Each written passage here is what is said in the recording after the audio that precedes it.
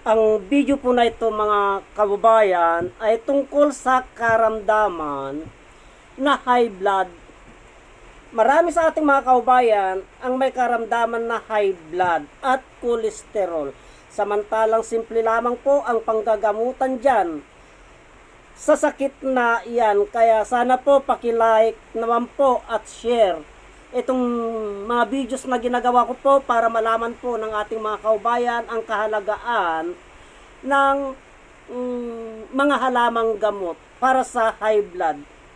Ang dami ko na pong pinalabas na karamdaman tungkol sa high blood po na mga halamang gamot, pero itong yung ipapalabas ko na ito ay first time ko pong ipalabas ito kasi hindi po pinapansin ng ating mga kaubayan na may karamdaman na high blood ang patola. Ang patola po ay mabisa po sa high blood yan. Simple lamang po ang proseso nito mga kaubayan. At ang talong. Talong po, patola at talong. Ang patola po ay mabisa po ito sa high blood. Subukan nyo po, napakamura ang patola. Ang proseso ng pamamaraan nito ay balatan nyo po ito, ilagan nyo, linaga lamang po yan. At ulamin nyo na po. Ito, isawsaw nyo na kung saan ano-anong pagsasawsawan ninyo. At yung pinaglagaan po ng patola ay inumin nyo po. Yun po ang inumin nyo. Kung talagang high blood po kayo, ay araw-araw po kayong uminom nito. Kung talagang makolesterol kayo, araw-araw po kayong mag-ulam ng patola.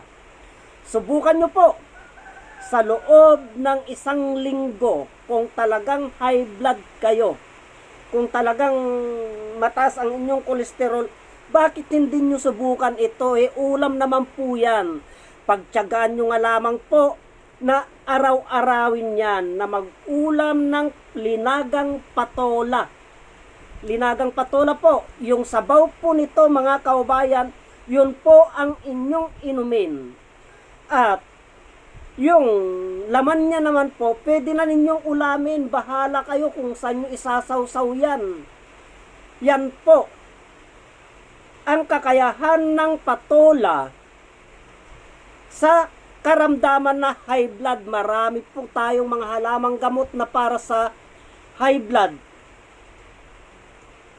Marami na po akong pinalabas niyan mga kaubayan. Ngunit nagtataka po ako bakit ang daming may karamdaman na high blood hindi pinapansin itong patola.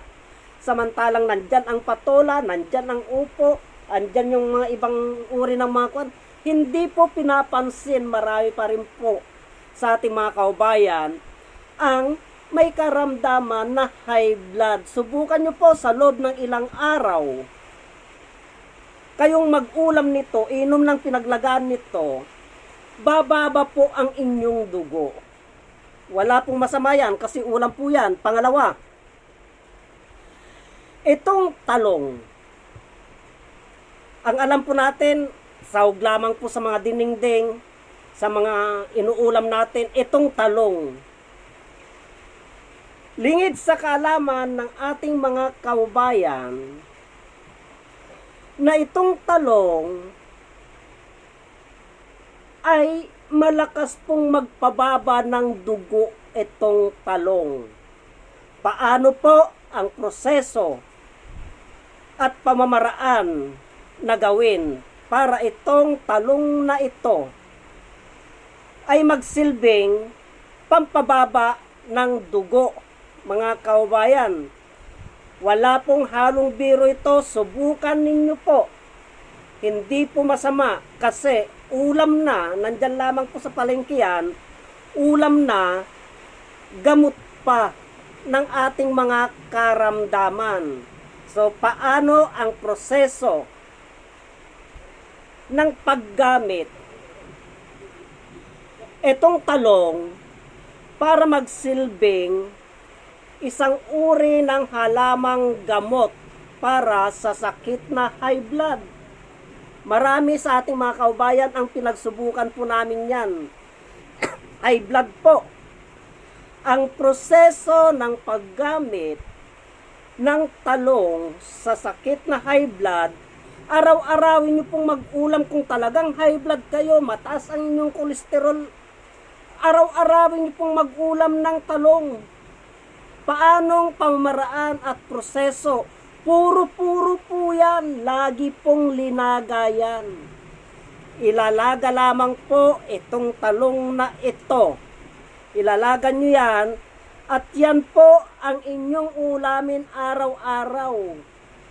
Kung high blood kayo at gusto nyong septe, yung inyong mga ipinapasok sa loob ng inyong katawan, pwede kayong mag-ulam araw-araw ng 2 talong o 3 talong.